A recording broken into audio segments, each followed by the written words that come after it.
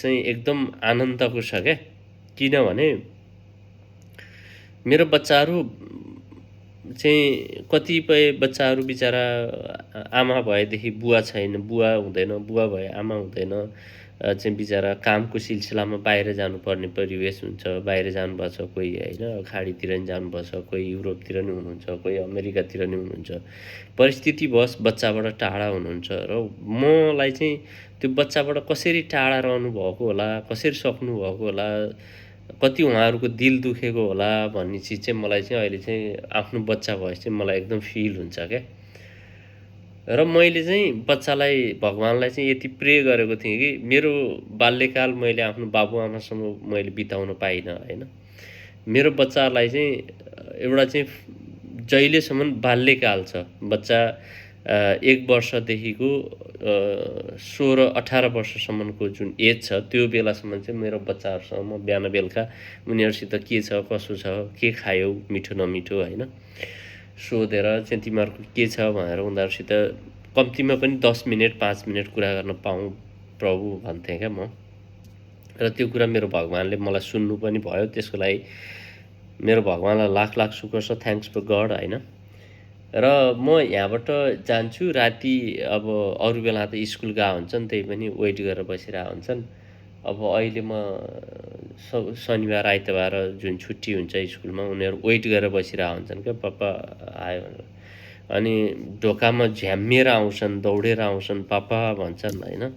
अनि आज दिउँसो यो भयो यस्तो यस्तो भयो भनेर भन्छन् होइन। अनि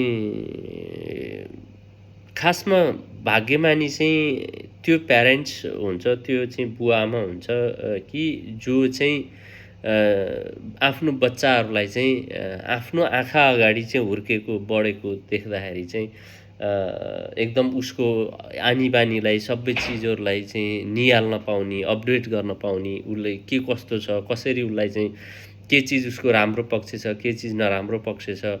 बच्चाहरूको अब सबैको नेचर एउटै हुँदैन, सबैको चाहिँ डिफ्रेन्ट किसिमको चाहिँ उनीहरूको चाहिँ कन्सेप्ट हुन्छ होइन।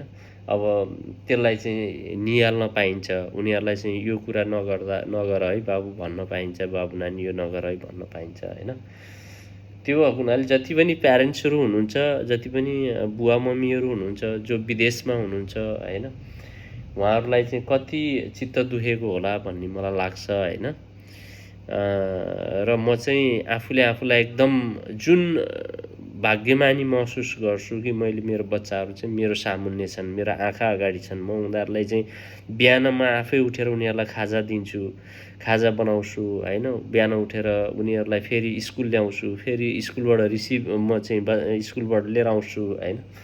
अनि फेरि बिचमा चाहिँ कुराकानी गर्छु, खाजा दिन्छु होइन। म चाहिँ यति लक्की फादर हो, यति लक्की बाउ हो कि जसले चाहिँ मेरो बच्चालाई चाहिँ मैले चाहिँ पुरा टाइम मैले चाहिँ दिन पाइरहेको छु क्या। अनि एउटा टाइम हुन्छ बच्चाको पनि, जब 16, 17, 18 वर्ष भइसकेपछि चाहिँ उनीहरूको चाहिँ आफ्नो लाइफ सुरु हुन्छ क्या। 18 वर्षपछि चाहिँ उनीहरूको चाहिँ अब आफ्नै किसिमको तनाव हुन्छ। जस्तै अब हाम्रो तनाव छ होइन, फाइनेन्सियल हिसाबमा उनीहरूले आफ्नो करियरलाई कसरी बनाउने भन्नेतिर बच्चाहरू चाहिँ फोकस हुन्छन् र अलिकति डिस्टर्ब हुन्छन्। अनि त्यतिखेर अलिकति बच्चाहरू रिसाउने, कराउने, झर्किने गर्छन्। त्यो कुराहरू कति प्यारेन्ट्सहरूले बुझिदिनु हुँदैन। अनि उहाँहरूले भन्नुहुन्छ यार मेरो बच्चा त बिग्रियो, टिनेज लाएपछि खत्तम भयो भन्नुहुन्छ होइन।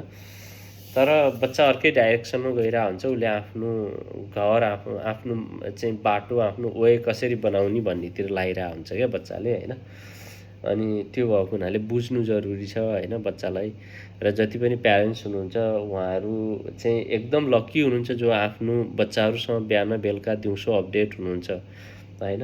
र जति पनि टाइम आफ्नो बच्चालाई दिन सकिन्छ त्यो सानोमा दिने हो होइन। ठुलो भएपछि गुनासो गरेर हुँदैन होइन। त्यो भएको हुनाले म चाहिँ एकदमै ह्याप्पी छु चाहिँ सबजनाले आफ्नो बच्चा बाबु नानीहरूलाई केयर गरेर चाहिँ सबले चाहिँ गर्नु होला है। है त, धन्यवाद।